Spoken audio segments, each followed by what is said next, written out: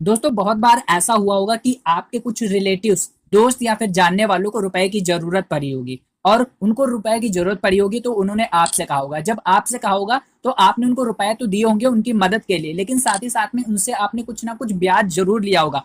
और ऐसा आपने एक आदत बना ली, ऐसा आपने एक व्यवसाय कर लिया कि जिसको भी रुपए की जरूरत पड़ती थी उसको आप रुपए देते थे और अच्छा खासा ब्याज लेते थे। लेकिन अब यही मदद जो कि आप ब्याज लेने के रूप में करते हो आपके लिए सजा हो सकती है और आपको करोड़ों रुपए जुर्माना देने पड़ सकते हैं। जी हाँ दोस्तों, अगर आप किसी भी जानने वाले को अब रुपए देते हो उधार और ब्याज के तौर पर, आप उनसे रकम वसूल करते हो, मोटा पैसा वसूल करते हो, तो आपको भी जेल जाना पड़ सकता है। जी हाँ दोस्तों, अगर बात करें यूपी मनी लेंडिंग एक्ट 1976 की, तो उसके अकॉर्डिंग आप किसी को भी पैसे का लेन देन नहीं कर सकते हो, उधार पैसा नहीं दे सकते हो, इंटरेस्ट पर पैसा नहीं दे सकते हो जब तक आपके पास रजिस्ट्री नहीं है, मतलब जब तक आपके पास मनी लेंडिंग का लाइसेंस नहीं। अगर आप किसी को भी इंटरेस्ट के ऊपर पैसा देते हो तो आपके ऊपर जुर्माना भी लग सकता है, आपको जेल भी जाने पड़ सकता है, क्योंकि ये आपके लिए लीगल नहीं है। ये सारी चीजें उन्हीं लोगों के लिए लीगल है जिनका मनी लेंडिंग यानी कि साहूकारी लाइसेंस बना हुआ है। सिर्फ वही पैसे इंटरेस्ट पर दे सकते हैं और उनसे ब्याज वसूल सकते हैं, किसी भी उनकी प्रॉपर्टी को जब्त कर सकते हैं, बाकी किसी को भी अधिकार नहीं है। फिलहाल के लिए ऐसे बहुत से लोग हैं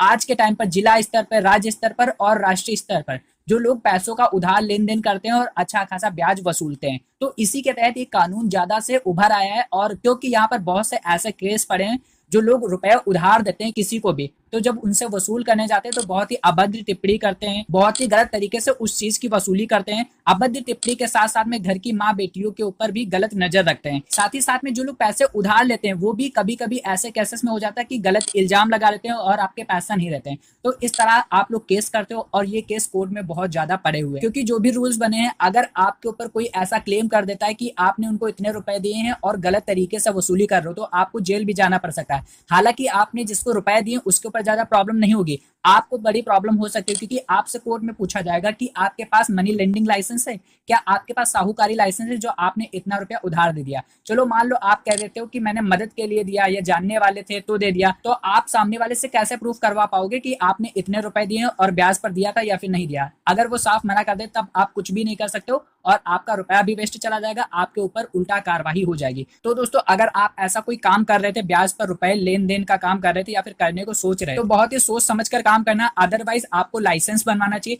लाइसेंस हर तरह से बन जाता है, अगर आप लोकल स्तर पर काम करना चाह रहे हो तो लोकल स्तर पर बन जाएगा, जिला स्तर पर काम करना चाह रहे हो तो जिला स्तर पर आपका लाइसेंस मिल जाएगा, अगर स्टेट लेवल पर आप करना चाह रहे हो तो स्टेट लेवल पर भी लाइसेंस बन जाता है, नेशनल लेवल पर भी लाइसेंस बन जाता है। जिस एरिया के लिए आप काम करना चाह रहे हो उस एरिया के लिए आपका लाइसेंस बन जाएगा। फिलहाल के लिए बिना लाइसेंस के ऐसा काम मत करना, अदरवाइज आपको प्रॉब्लम हो सकती है। अब दोस्तों, बहुत से लोगों के ऐसे डाउट्स आ रहे होंगे, क्या हम अपने रिश्तेदारों को या दोस्तों को या जानने वालों को पैसे उधार भी नहीं दे सकते? तो हाँ भाई, बिल्कुल दे सकते हो, लेकिन उतना ही पैसा आप उधार दे सकते हो जितना आपके अंदर भूलने की क्षमता हो, क्योंकि अगर वो आपको पैसे लौटाए ना, या फिर ऐसा उनके मन में आ जाए कि हम आपको पैसा नहीं लौटाएंगे, तो आपको फिजूल में केस करना पड़ेगा, प्रशासन की हेल्प लेनी पड़ेगी। और नतीजा क्या निकलेगा, क्योंकि ऐसे कोर्ट में बहुत केस पड़े हैं, आप ही को प्रॉब्लम होगी, साथ ही साथ में आपके रिश्ते भी खराब होंगे। तो सिर्फ उतना ही पैसा देना जितना आपके अंदर भूलने की क्षमता हो। दोस्तों, आपको कमेंट में बताना है क्या आपने अपनी किसी दोस्त को रुपए दिए हैं जो आपको अभी तक वापस नहीं मिले हैं। अगर वीडियो यूजफुल लगी तो वीडियो को लाइक कर लेना, चैनल को सब्सक्राइब करके बेल आइकन को ऑन कर लेना। मिलते हैं नई वीडियो के साथ में, तब तक के लिए जय हिंद, जय श्री श्याम।